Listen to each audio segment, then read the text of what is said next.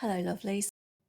This video is all about using Sulky's Stick and Stitch to transfer your design to your fabric. It comes in a variety of sizes and it washes away when you're finished doing your embroidery. One side has this papery texture and on the other side is a dull matte paper finish. You are going to be printing on the papery side. First thing you need to do is get your design. You could go to my shop and find Larry the cat in there. He's very handsome and very easy to do with full instructions.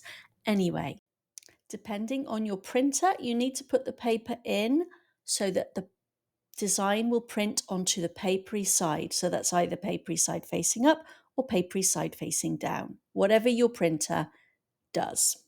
Once it's printed, cut around the design so it's easier to put onto your fabric that's already in the hoop.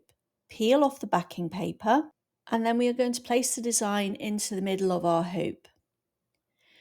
You need something flat edged to smooth it out. I recommend either a ruler, you could use a book, you could use anything with a nice firm straight edge just to get rid of any little wrinkles and to also help that papery substance stick to your fabric.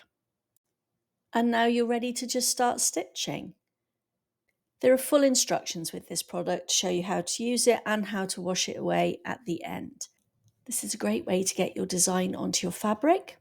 There are other brands out there, but this one is Stick and Stitch by Sulky. You can find it on Amazon or at all good craft stores.